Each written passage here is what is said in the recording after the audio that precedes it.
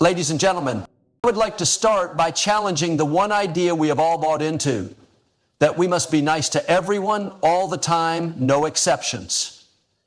We all know kindness is a rarity these days, but what if I tell you that spreading kindness limitlessly without keeping in mind can bring your light down?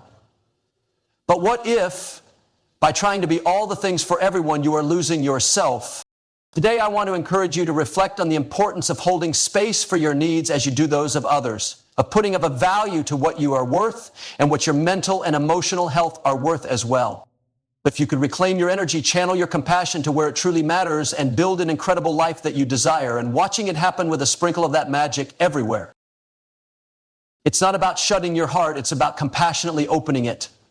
Let's talk about why it's high time we stop being kind to all and start being kind to yourself. Join me as we dive into the way in which 15 of your natal houses are letting you know it is time to live more authentically, love more deeply, and shine more brightly than ever before. Pretend you have a jewel, rare and extremely valuable. You wouldn't give it to everybody down the street. That heart of yours, dear reader, is that precious gem. It is the essence of your personhood. It is the source of your happiness, your serenity, and your kindness. Too frequently, we offer selections of ourselves without discernment, so we are ultimately stripped bare and left exposed. It is a hard pill to swallow, but not everybody that enters your life deserves access to your inner world. There are individuals, whether on purpose or not, that can extract the positive out of you and leave you feeling devoid. This is the moment to realize that setting boundaries is not statutory but required. By protecting your emotional and mental health, you are actually preserving the very elements that together form your uniqueness. Consider the situations where you overcommit, where you answer yes when you wanted to say no. Or maybe you covered for a coworker when your own plate was full. Perhaps you heard a friend rant and rave for hours, but when you needed an ear, there was none to be found. This kind of experience is as good as the death of the soul. You feel used, unappreciated, and burnt out. However, the good news is you are in control of who gets to enter your emotional space. It's okay to be selective. There is nothing wrong with preserving your mental state. In fact, it's crucial. Setting boundaries to be healthy does not mean cutting people out. It means that you want to be in relationships that are two-way, that give back to you. You nourish in the same way you invest your time and energy into them. Think about it. When you're on a plane, they always tell you to put your oxygen mask on before helping others. Why? As you cannot pour from an empty cup. When you come first, you can be there for loved ones when it matters. Not that you should be unkind, just be wise with your kindness. Let's make it practical.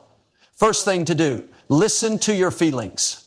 However, if you are around someone and feel drained afterwards, then you need to rethink that relationship and move on the way you communicate your needs.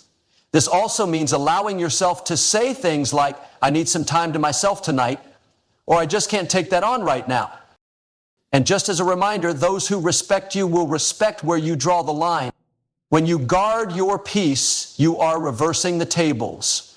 You are recognizing that your emotions have significance, that your tranquility is not open to debate. This change is not just for your benefit. It establishes a standard for others of how to interact with you. It encourages everyone next to you to honor themselves as well. So let's decide today, we will guard our hearts because they are worth it. Be the inner power. And when you know your own worth, the world gives you worth. Your emotional welfare is fundamental for good living. Fight for it and change the whole world for it. Think of yourself as a light in the darkness of a dying world. That light is your kindness that shines brightly. But what if the beacon is not maintained? Eventually, the light fades. And that is precisely what happens when we keep pouring out ourselves and not filling our own cups. In other words, that would be like driving your car cross country without ever planning to fill it up with gas, right? Likewise, you cannot give kindness after kindness without recharging your emotional battery. After all, we live in a world where we glorify people who sacrifice everything for others, often not realizing they already paid a bitter price. The reality is that if you do not take time for yourself, you will not be able to care for others properly or even at all. Have you ever wondered why you are so tired after willingly helping everybody that asked for your time and attention? Perhaps you agreed to additional tasks at work, stayed late to hear your friends out, or took on someone else's workload to avoid letting anyone down. Although these behaviors might appear virtuous, repeatedly sacrificing your own needs puts you on a downward spiral to burnout. Burnout isn't just fatigue. It's a profound exhaustion that goes beyond your body and mind. It demands your spirit too. It can cause lower productivity, damage relationships, and even an illness. If you find yourself burned out, you no longer have the capacity to be kind and compassionate. You might get short, bitter, or disengaged. All of the things that you never meant to be. The good news is you can stop burnout by establishing healthy boundaries. It's okay to say no, and in fact, saying no to someone else can actually be saying yes to yourself. Instead, you know that you can be kind, but only if it comes out of your own energetic surplus. Take, for example, Jesus in the scriptures. Even he stepped away from the crowds to recharge and pray. He realized that in order to accomplish his mission, he required time to be alone and time to recharge. If it was necessary for him to take some time to be replenished, how much more for us? To take rest is not a selfish act. Rest and care of yourself is self-preservation. When you prioritize your time doing things that feed your soul, such as reading, exercising, meditating, or even spending time in nature, your energy will be replenished. Because this renewal lets you go back to everyday life with a renewed energy and recharged desire to serve. Furthermore, avoiding burnout inspires the people around you. It shows your children, your colleagues, and your friends how to prioritize self-care. It fosters a culture of respect for boundaries and well-being. When you take care of yourself, you give others permission to take care of themselves. So today, let us all be intentional about it. So let's decide to pay attention to our energy, to notice when we are spreading ourselves too thin, and to consciously refill. You are important, your needs matter, and never lose sight that your needs are just as valuable and deserving as anyone else's. You're doing the world a service by being gracious, but one that needs to be maintained. Safeguard it by safeguarding you. Take care of yourself, mind, body, and soul, so that you can keep showing up as the beacon of light and hope you were born to be without burning out. Because a nourished flame doesn't only burn brighter, it lasts longer. The thought might be, how will limiting my kindness help others? And sometimes the most loving thing we can do is step out of the way and let other people deal with their own shit. Consider a baby flying bird for the first time. It only gets to strengthen its wings if it flies on its own. If the mother is always carrying it, it will never fly. Similarly, to protect others from hardship all the time can inadvertently limit their growth. By constantly stepping in and constantly easing the blow, we never give them the opportunity to build their own strength and capabilities. Recall something that was difficult for you to be through, but you are a better person for having been there. Maybe it was gaining a new skill, breaking through a personal barrier, or dealing with a challenging circumstance at work. Without the good, there is no bad. Although the bad can be horrible, but it makes you who you are now. They forged character, confidence, and wisdom. Excess kindness deprives others of these essential growth experiences. You're doing their homework, and sure, they might get an A, but they learn nothing. When you take a step back from them, you are not being cruel. You are allowing them to step up. Take Sarah, who was an excellent manager who fixed her team's mistakes all the time. Wanting to save them from their own failure, she would often redo the kids' work just to ensure it was perfect. Her team slowly became complacent and started to wait for her to pick every mistake. As a result, Sarah became overwhelmed and her team went undeveloped. Then one day, Sarah decided to do something different, which is when she started giving direction but letting them do their own thing, blunders and everything.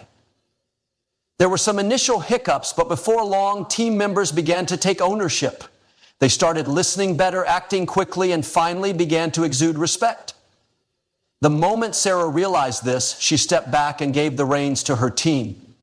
We must understand and have faith that everyone has greatness inside of them. Maybe we are just being a hindrance by intervening on their journey. Setting boundaries are telling them that you trust them to be able to handle a situation. You're literally saying, I know you can do this. It doesn't mean alienating others or denying support. It is a tightrope, supporting and advising without commandeering. It is being a coach from the sidelines and not a player from the field. In addition, this method leads to building more respectful and solid relationships, saves both of them from dependency, and fosters reciprocal growth. It's not just the single issue you may be helping someone with, you are giving them skills and confidence for life. There is an old saying, feed a fish to a person and you feed him for a day. You can satisfy a man for a day by choosing to give him a fish. You can feed a man for the rest of his life if you teach him to fish. By stepping back and letting other people figure out their problems, you are teaching them to fish. You're literally investing in their future. So consider if your kindness is keeping someone stuck.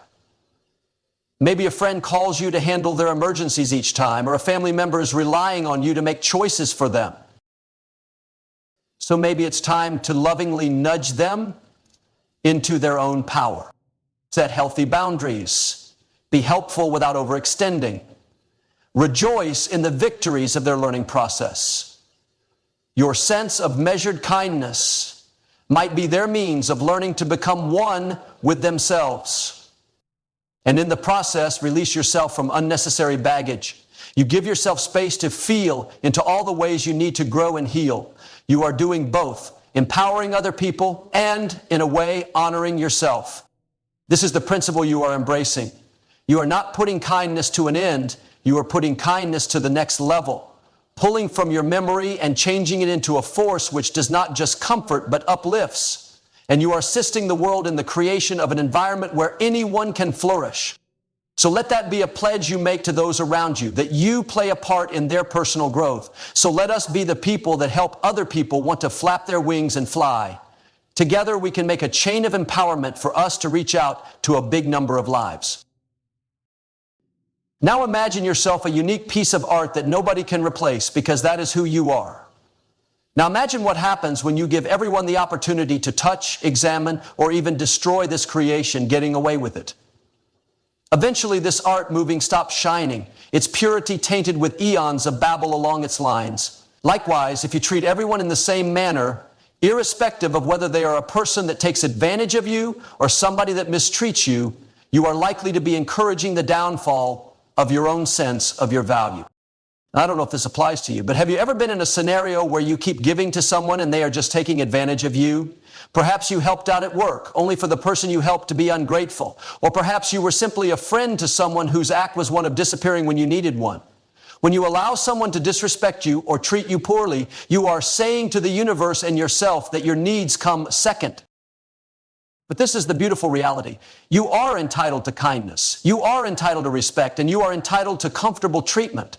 Setting boundaries is not being cruel, it is honoring your value. And that is when you will say, I deserve relationships where people respect me. Standing firm on what you deserve is not having an ego. It is recognizing that you are a human being equal with the same right to be treated with respect and consideration as anybody else. Like the airline safety instructions we have all heard before, put on your own oxygen mask first before you assist others. This is not being selfish, this is real life. You cannot pour unless you have filled up your own cup. When you place your self-worth, your value above theirs, you then prepare yourself to bring authentic value to the lives of others without depleting yourself. Let's consider a woman called Lisa who was a nurse and kept taking extra shifts, taking the shifts of other staff and taking every additional job thrown to her. She wanted to be useful, and over time that exhausted her, morphing into anger. It had an impact on her performance. It impacted her relationships.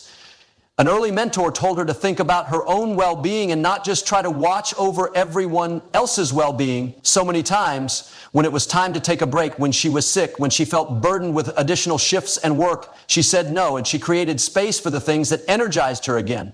The result? At work, she was able to improve her performance and put more satisfaction in life. Keeping her dignity made Lisa a better person, a better way of life, and a better person looking after her patients. When you honor yourself, you honor everyone in your world.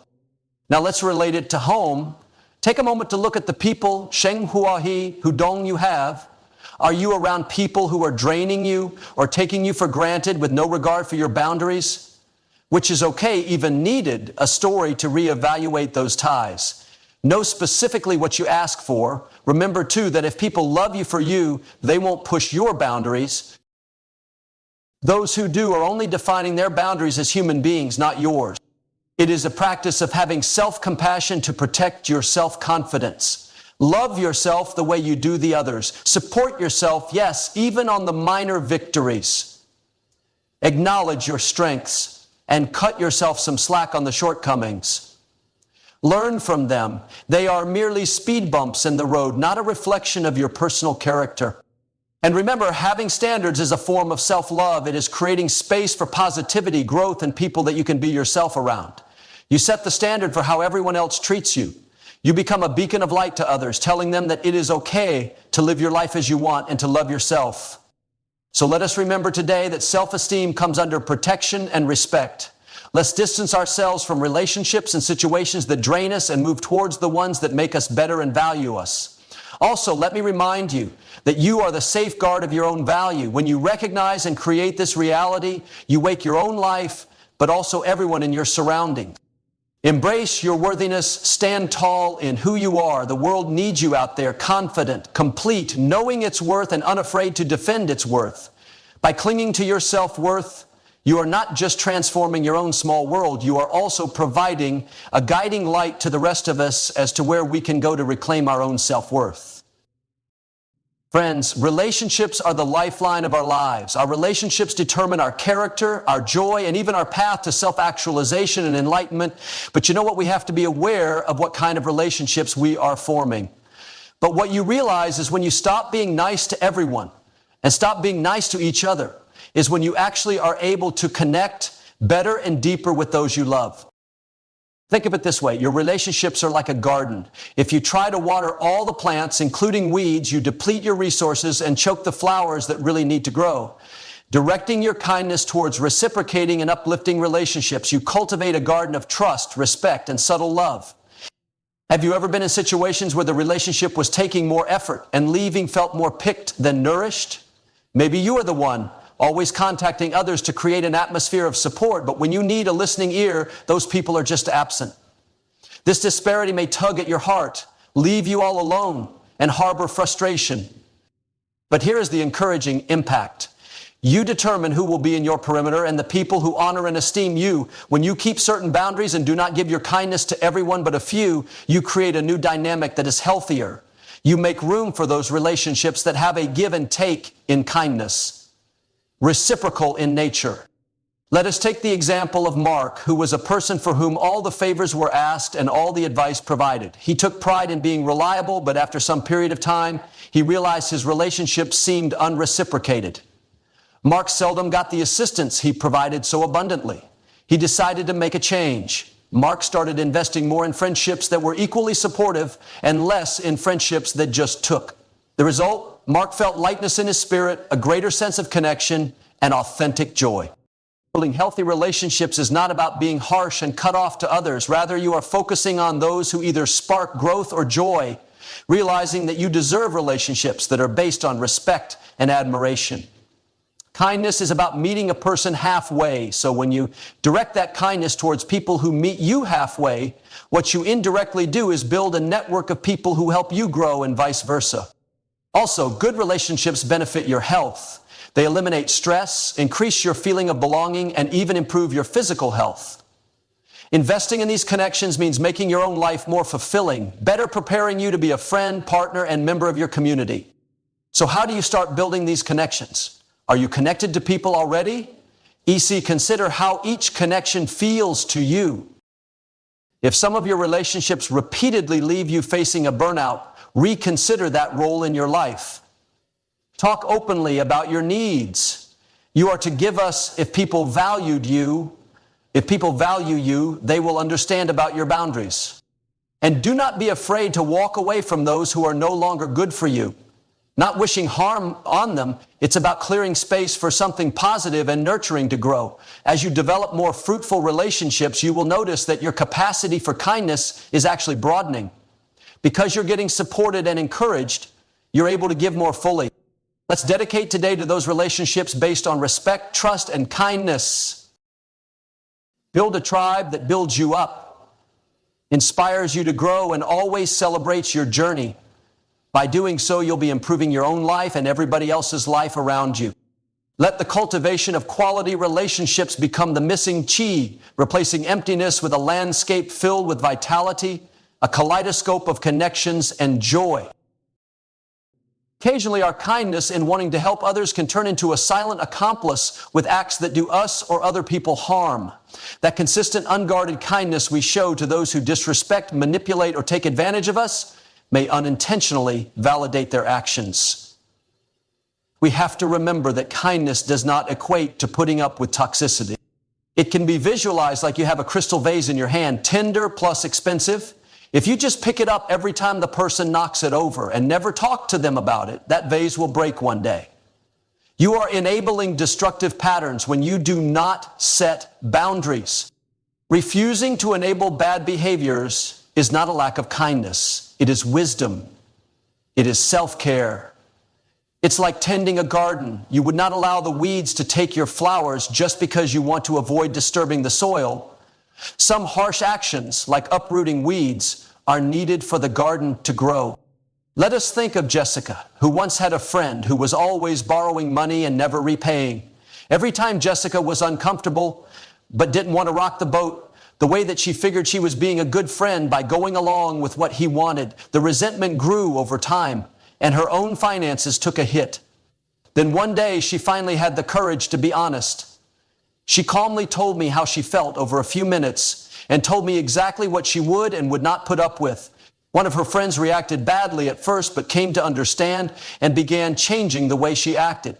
Jessica made both her own life and the friendship better by not activating the pattern.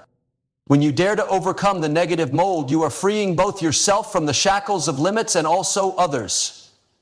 Boundaries are a form of self-respect, but they also force others to examine their actions.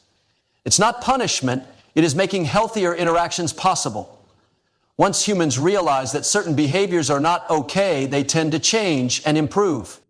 Keep in mind, truth-rooted kindness is much more preferable than avoidance-rooted kindness.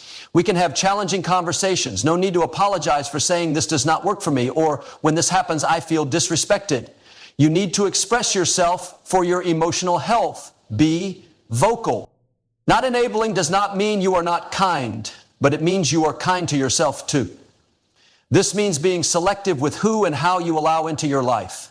Having boundaries means preventing my heart from being harmed and raising an upfront sign of how I expect other people to treat me. So let's stop enabling negative patterns today. Let us be courageous and stand up and honor and cultivate soul-centered relationships. In that way, we spark a domino effect of positive vibes not only in our lives, but also in everyone surrounding us. You get to control your experience. Do that and see how the world will change for you. There is a universal assignment placed in your heart, and deep within you exists a unique calling. The greater effect of being spread too thin is that it can take us off course for our specific path. It's like sailing a boat in the wrong direction. You might be sailing, but you are not sailing towards what you really want. Pretend you are an artist who has been commissioned to paint a masterpiece. If you are constantly being hijacked by offers to paint little portraits this way and that, you may never finish the larger, more significant work you were meant to present to the world. Selective kindness means that you spend your time and energy to be where you need to be, which in turn brings the best out of you into the world rather than just the good. Consider Nehemiah of the Bible. His assignment was to rebuild the walls of the city of Jerusalem. There were numerous attempts to distract him, to call him away from his work, but Nehemiah replied, "I am doing a great work, and I cannot come down." He knew he had to say no to distractions if he were to ever fully accomplish his mission. His life matched his mission, and the results speak for themselves. A legacy that touched generations. Following this, the authors write that staying focused on your purpose will not only help push you ahead, but will help illuminate the way for others. Your commitment lights the fire within others to find their own davar. This does not mean everyone needs to be mean, but be deliberate. You are showing your kind self that you know where to put your kindness so that it has maximum impact for you and also for those you are meant to help. Maybe there is a passion deep within that kept getting sidetracked because the needs of life were continuing to pile on. It could be to write a book, start a business, or work on a passion project. Boundaries allow these dreams room to grow. You are respecting the gifts and talents that have been given to you, And that is one of the most powerful things you can do. So let us have the guts to make our kindness a gift with purpose. Be careful where you put your energies. They should match the direction in which you are being led. When you do this, you are not just existing, you are thriving. You are doing what you can with the time you have, putting yourself in the world as only you can. Just remember, living your purpose is not a selfish act, but rather it is the act that you were meant to perform in the world. When you live completely in your purpose, you are a light for others as they find their footsteps. So be steady, be focused, and let your life work be proof of what happens when kindness. Life is a series of peaks and valleys, victories and challenges. The people you do this journey alongside with are going to have a direct impact on your experience. When you become just a little bit stingy with your kindness, you have the opportunity to devote this energy toward the relationships that genuinely feed your soul. Picture sailing a ship into the unknown. Wouldn't you prefer a crew who watch out for each other and are there to support the journey? Building a support system of positivity is just like putting together that crew. You only focus on the people who actually give a shit about you instead of diluting whatever love and kindness you have to offer to all. Imagine being able to have people celebrating you without envy, lifting you up when you are down, and making you want to work hard to be the best person you could be. Those are the connections you want in your life. And those are the ones that make the trip somehow not only tolerable, but actually pleasurable. You can remember a time when a friend supported you. Maybe their words inspired you to chase a dream, or their insight guided you through a tough choice. But these genuine connections are not built by chance, but cultivated intentionally. It is not unkind to not welcome everybody with open arms, but rather you're shaping a smaller bubble of the right people around you instead. It is just choosing depth over breadth, quality over quantity. This does not mean you cannot be polite or friendly with many, but your true energy is meant for the relationships that give you energy too. In addition, an inner circle is your backbone in the storm. These are the people who are there through thick and thin when the going gets tough, and who provide clarity and sound advice during difficult moments. They remind you that you are not altogether weak when you might believe that you are, which hopefully means you give them the same consistent support right back.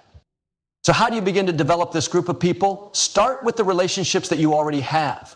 What type of person makes you feel good after an interaction?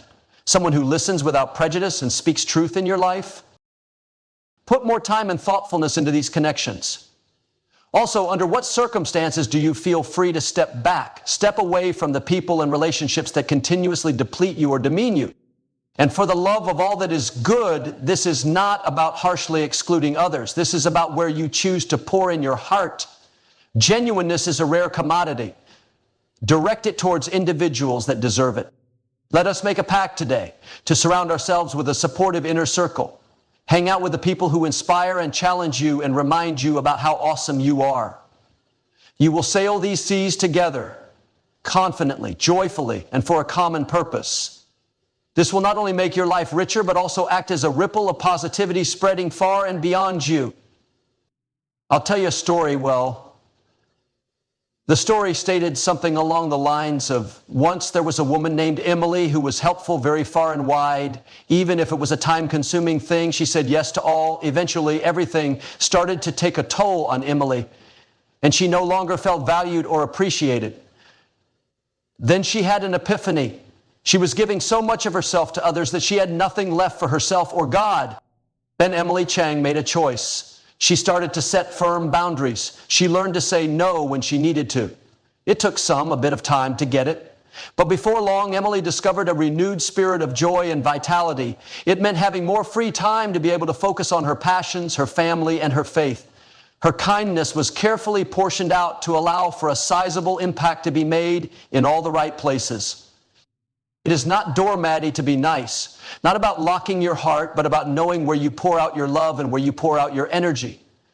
Don't waste your precious kindness on those who don't appreciate the gift of your kindness. Even if you are an actual musician, which you probably are, you are not going to play the best music for someone who is not listening. Extend your kindness to those who relish it and return it in kind.